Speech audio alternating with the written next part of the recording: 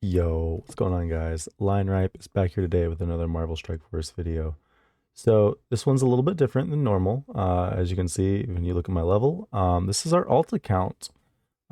We wanted to make an alt account so that way we could go back to some of the content that we didn't really get a chance to want to film yet. So like going back and trying to do some of the old Scourges, some of the legendary unlocks, et cetera, and just kind of from like a new player's perspective. So we're level 24, and I just wanted to go through some of the things of how to best maximize the effort that you're putting into this game. Because with this being a resource management game, it's what it comes down to at the end of the day. So if you first started off, these are some codes that you can use on the Marvel Strike Force website. And Pool Party 1, Venom Free, Gambit, and Pool. Depending upon the time that you watch this, some of these may work, some of them may not work. Welcome, I believe, is another one that might work, but everything is subject to change. So one of the big things about this that coming from a vet account to a new account is one thing I thought was really cool is this first strike milestone that you get. Like, let me scroll down a little bit. Yeah, so you get 100 lizard shards just for completing the first one. Mysterio is on there as well. You get Spider Slayer, Vulture, Craven. Let's see what else is here. Ghost Spider, Peter B. Parker, Noir, Pav, and Penny. So you get two of the best teams in the game right off the bat just for being a new player, which I think that's a really good idea because here, I'll pull up my roster. One of the things that I remember the most is that like the villain section was terrible because all you had at that point was you had like Venom, what was it? Shocker and Loki, I believe. Loki you can use by signing up with a Scopely account. Yeah, so like everything on the top didn't exist. Mysterio, he's an early farmable target that you can go for, but like nothing super crazy. But like you had to use like Elektra, Crossbones, maybe even Nebula. And the other cool thing about what's going on with the game is when you go to the supply store, offer. One of the things the Jarvis recommended orbs.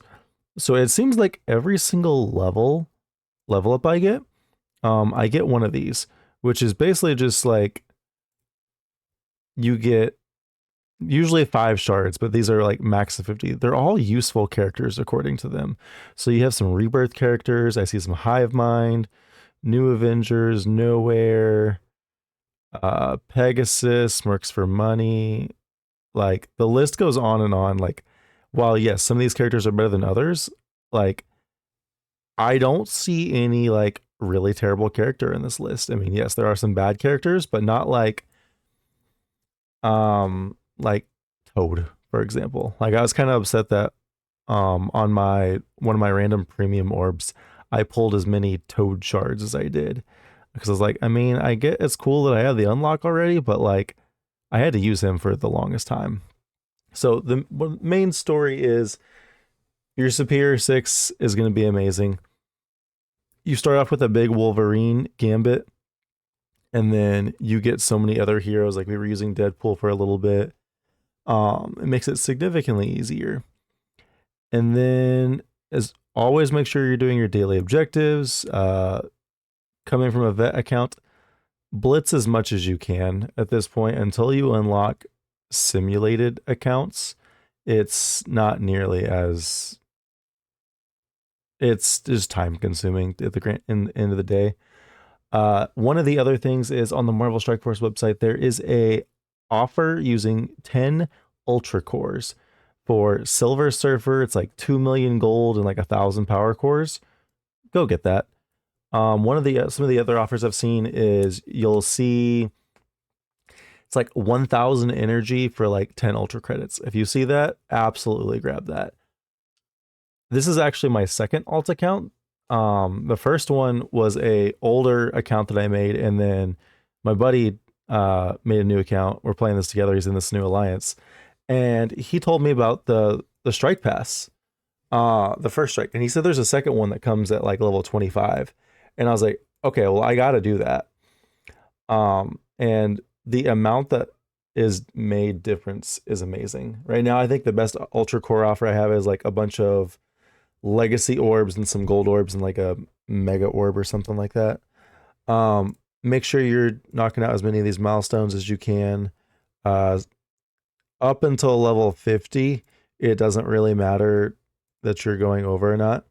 The other thing I will say to progress as fast as you can, spend your energy and keep your characters at like the highest level that you can, especially like Wolverine's used later on in raids. Gambit is used in raids. Silver Surfer is going to be used in your probably arena meta for early on with what's going on right now. Mockingbird is used to, and you are given Mockingbird to unlock Green Goblin Classic. Captain America, part of that Rebirth team. Venom is one of your raid characters with the Hive Mind team. Deadpool's just a good war character. Like the characters they're giving you nowadays compared to what we got is significantly better, because like we would have to do things with like Elektra and Crossbones, and actually had to play with the shield medic at one point, and like Luke Cage.